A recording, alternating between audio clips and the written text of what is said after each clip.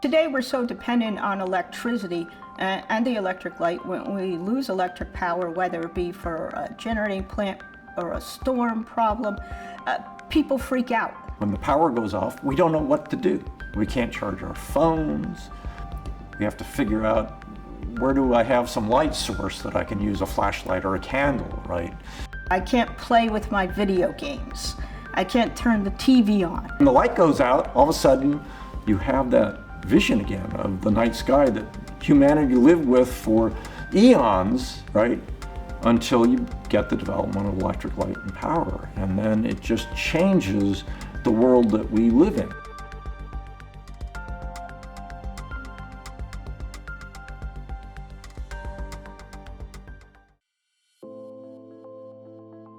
Thomas Edison was born in Milan, Ohio in 1847, in a small town along the railroads, and then he was a telegrapher and he worked around the United States, found his way to Boston, then Newark, and places in between.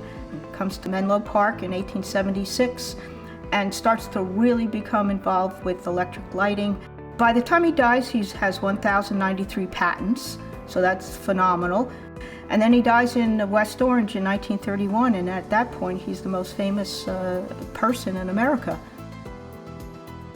We are at the Thomas Edison Center at Menlo Park, so the museum building that we're sitting in is on the site of Edison's Menlo Park laboratory, which he built in 1876 and occupied through roughly 1882. And this is where he developed the first phonograph, improved the carbon transmitter, and then developed the incandescent lamp and the entire electrical system to supply power for it.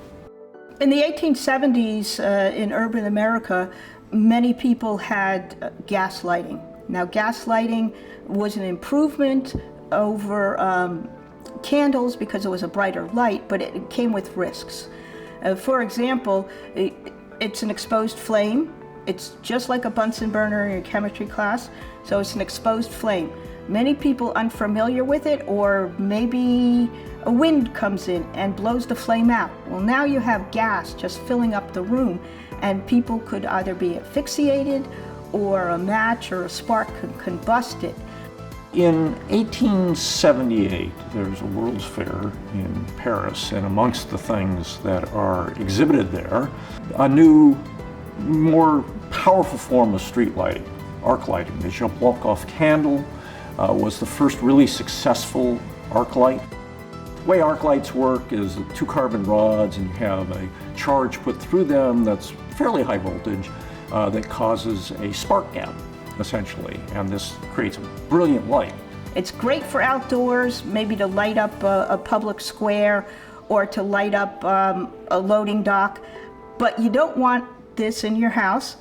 It's an exposed flame, and it's 2,000 candle powers. It's too bright. So the other form of electric lighting that people were working on was what was known as incandescent lighting. And so what you do is you take a material that you can heat up to their incandescent point. That is a point where they would provide kind of white light. Edison had not been focused on incandescent lighting or arc lighting as something that he was interested in, but he begins to become intrigued by the idea of lighting as a technology he should be working on. He develops a filament. At first he tries all sorts of different metals, right? Platinum, successful but extremely expensive.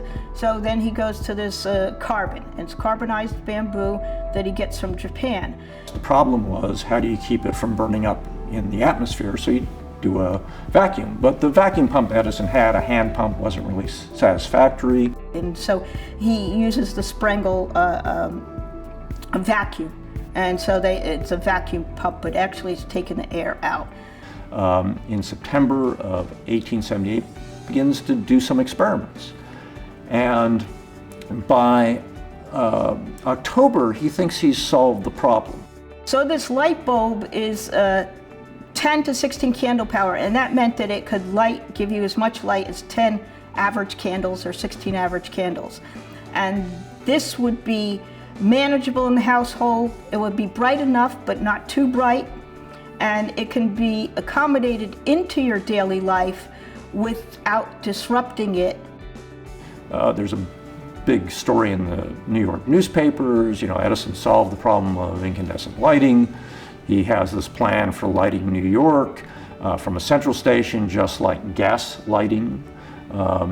And he's going to develop a system to enable individual incandescent lamps to be put into buildings.